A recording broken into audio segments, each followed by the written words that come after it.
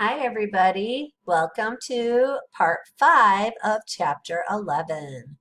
So now we're going to talk about the different regions of our body where we can find pulse points or vital signs. We're going to look at how we measure blood pressure and the influences on blood pressure, okay? So when you look at the body, there are multiple areas where we have pulse points that you can actually check for a heart rate. So most common, we have the radial artery, which is a very common pulse point. Some people use the carotid artery as a pulse point. If neither of these work, we often use the popliteal artery, or we can even use the tibial artery.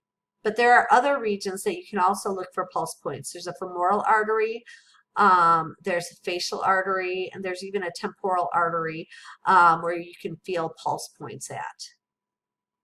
Average pulse is about between 70 and 80 beats per minute. So if you are feeling for a pulse, you should be able to feel a pulse a little faster than every second. You should have a heartbeat or a pulse. Why does it always do this on me? There we go. So what is blood pressure? Blood pressure is the pressure that blood exerts on the blood vessels. And so it's like the force that causes blood to move. That's basically what we're talking about, okay? And what drives blood pressure is a pressure gradient. Blood is forced into the elastic arteries when the semilunar valves close. And then blood flows along a pressure gradient from higher to lower pressure. So as pressure decreases, then blood starts slowing down. So the pressure is highest in our arteries and it's lowest in our veins. So you can kind of see how that works. We have really high blood pressure as blood leaves the heart, and then it starts dropping off as we move through the arteries, arterioles, capillaries, venules, veins, and eventually to the vena cava. So that's very low pressure as it's coming back to the heart. So how do we measure blood pressure? Well, there are two basic pressures we're looking for. We're looking for a pressure at the peak of ventricular contraction, and then the pressure at or when the ventricles relax. So that's systolic pressure and then diastolic pressure. We express our blood pressure as systolic over diastolic, and this is in millimeters of mercury. An average or a normal blood pressure that most people talk about is like 120 over 80, okay?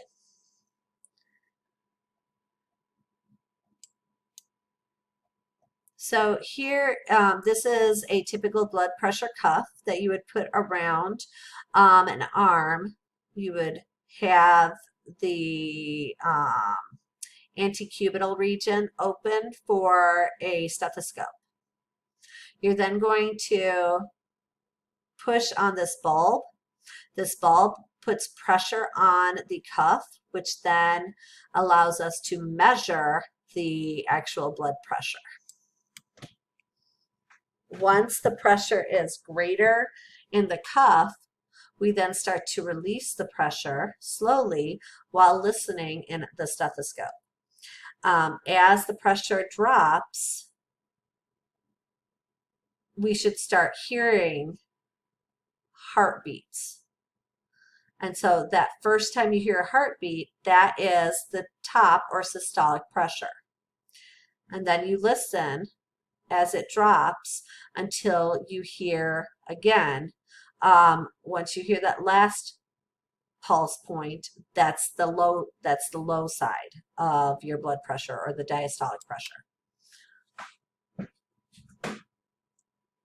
And so 120 over 70 is a healthy individual. 120 over 80 is also healthy, but anything between 70 and 80 for the diastolic, and anything between like 120 and 130 is typically considered healthy for a young adult.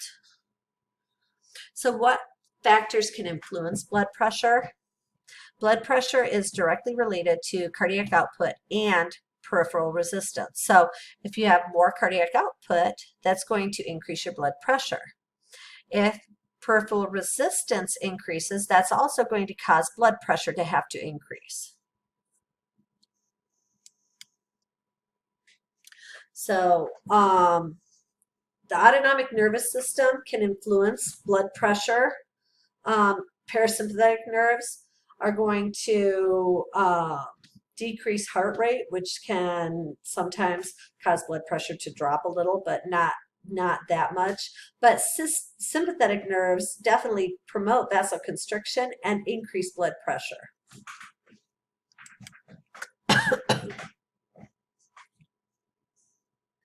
Our kidneys can regulate blood pressure. What they do is they alter the amount of fluid in our blood. Hold on a second, I'm going to cough again. All right, so if blood pressure is high, the kidneys can increase the amount of water they release in urine. But if blood pressure is low, the kidneys can release renin, which then triggers the formation of angiotensin II, which increases the amount of aldosterone that we release. If you remember from chapter, what was it, 9? And that stimulates the amount of water and salt uptake, which increases blood pressure. There we go. Temperature. Wow. Temperature can influence blood pressure. If it's very hot, our blood vessels will vasodilate, which then can cause blood pressure to lower. If it's very cold, the blood vessels can vasoconstrict, which can then increase blood pressure to some extent. Various chemicals can increase blood pressure. We take chemicals sometimes to increase blood pressure or decrease blood pressure. If you take anything that is considered a diuretic, that's going to decrease blood pressure. Epinephrine is a hormone that increases blood pressure. And then our diet is going to also influence blood pressure. So anything that has a lot of salt or fat is typically going to increase blood pressure. So diets low in salt and fats will typically decrease blood pressure. And so let's look at this cool picture. I like these because they are easy to read. So green is increasing or stimulating blood pressure. The pink is what is the initial stimulus. The green boxes are the physiological responses, and then the end result is the increase in blood pressure. So decreased blood volume stimulates our kidneys to conserve water and salt. Also stimulates our nervous system to increase stroke volume. Exercise stimulates our nervous system to increase stroke volume. And so if you increase water and salt, this increases stroke volume. Increased heart rate and increased stroke volume, increased cardiac output, which increases blood pressure. Chemicals can cause vasoconstriction, which again increases increases peripheral resistance, which increases blood pressure, I'm sorry, and increased blood viscosity. So if you are if you have too much blood in your system, or if you're becoming dehydrated, that's going to cause blood pressure to have to increase to push that blood harder. So normal blood pressure, systolic is anywhere from 110 to 140. Diastolic is anywhere from 70 to 80 typically. So healthy individuals have anything from, 70 to 110, 120 over 70 or 80. That's a typical healthy individual. Anything with a systolic below 100 is considered hypotension. Anything with a systolic above 140 is considered hypertension. If diastolic is over 80, so if it's like 90 or more, that's also hypertension. Typically, hypotension is going to be associated with illnesses. Sometimes you can have a drop in blood pressure from standing up too fast. So that's not such a problem. That's where you get dizzy and you kind of have to shake it off and get up again.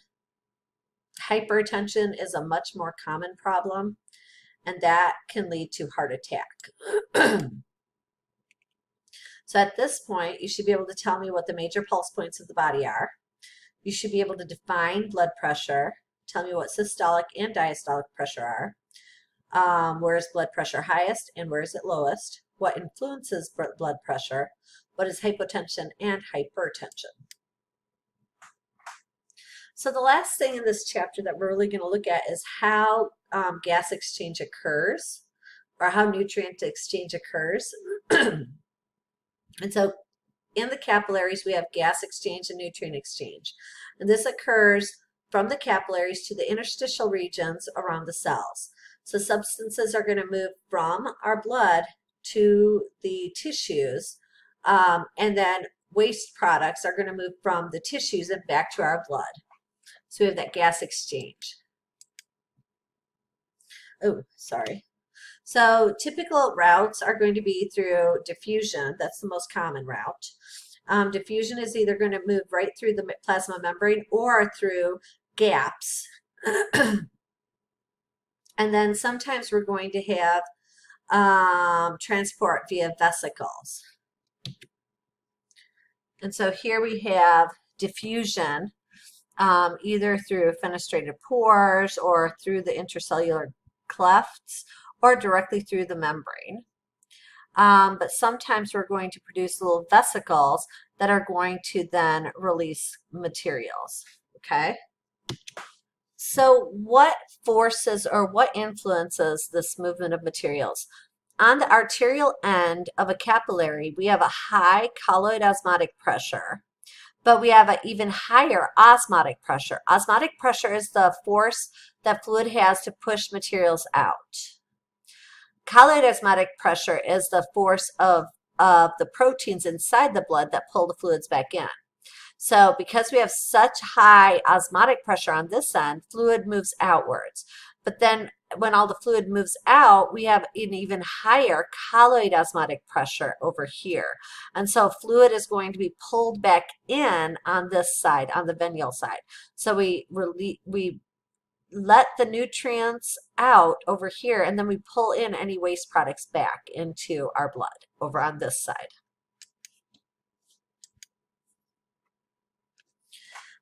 So blood pressure is higher than osmotic pressure at the arterial end, but it's lower on the venous end of the capillary. And so that high pressure pushes the fluid out, but the low pressure on the other side allows fluids to come back in because we have that high colloid pressure still. Colloid osmotic pressure is the pressure proteins have on the fluids to come back in, okay? And so this is that same picture, just a bigger picture in the middle that shows the same thing that we just talked about, okay? In an embryo, the heart starts to pump anywhere between 4 and 5 weeks, and the heart becomes a 4-chambered organ and acts as a double pump by week 7. So it starts out as a simple little tube that starts to pump, but it becomes a 4-chambered organ by week 7. The umbilical cord is what carries nutrients to the fetus. So mom has nutrients coming in the form of food that she eats, and she pulls in oxygen by breathing. Waste products that the fetus makes are returned to maternal blood. So basically at the umbilical cord, we give the baby all kinds of good stuff, and the baby gives us a bunch of crap. And our body then gets rid of that waste product. Does that make sense?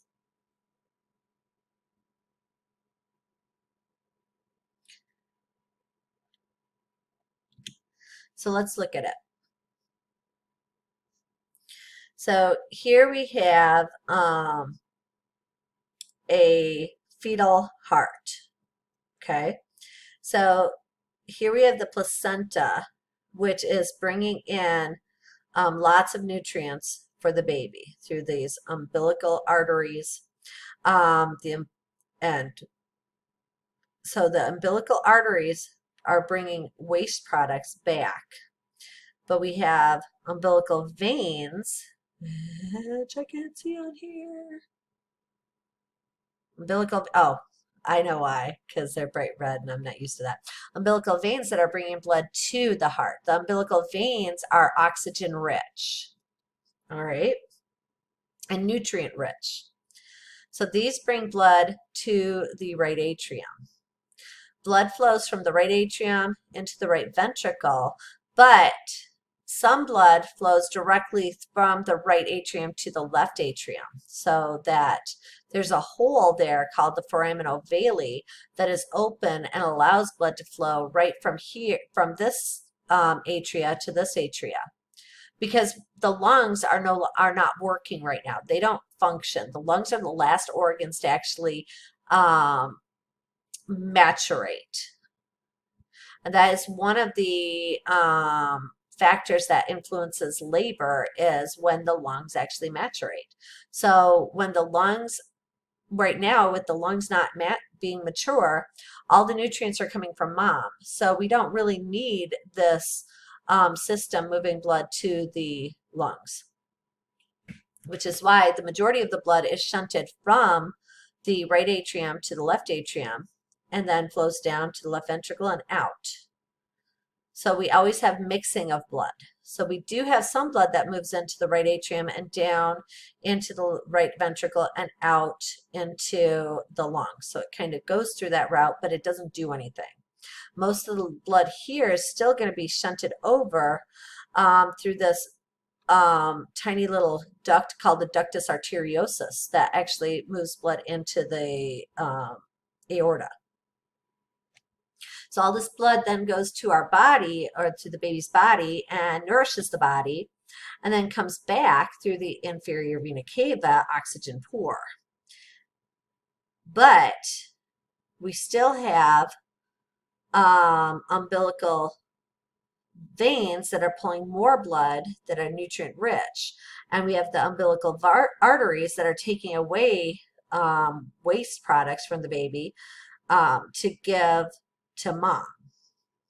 So in general, the baby is always going to have moderately oxygenated blood at any given time. And that's going to allow the baby to gain the nutrients he needs or she needs to grow and develop. So there are different shunts that bypass the lungs because we don't need them going to the lungs. Blood flow bypasses the liver through the ductus venosus and enters the inferior vena cava. Blood flow bypasses the lungs. There's a shunt entering from the right atrium directly to the left atrium through a foramen ovale, and then the ductus arteriosus connects the aorta and the pulmonary trunk. So the foramen ovale becomes the fossa ovalis after birth, and the ductus arteriosum becomes the ligamentum arteriosum after birth. And so here's that ductus arteriosum that becomes the ligamentum. You don't see the foramen ovale in this picture, sorry. But here you can see the fossa ovalis, which is right there, okay? So age-related problems, last thing in this chapter that we talk about. As we get older, valves become weaker, just like everything. Everything gets worse when you get old. And this leads to varicose veins. So older individuals tend to be more prone to varicose veins. We also are more prone to arteriosclerosis, or hardening of the arteries, because of plaque buildup in our arteries. This can lead to hypertension and coronary artery disease. So at this point, you should be able to tell me different mechanisms of capillary exchange, the difference between fetal and infant heart. What is it? The foramen ovale, foramen ovale, and what is the ductus arteriosus? What happens to the foramen ovale and ductus arteriosus after birth? That's the end of this chapter. So we are done with chapter 11. So I'm going to post this video, and I will talk to you in chapter 12 again. Bye.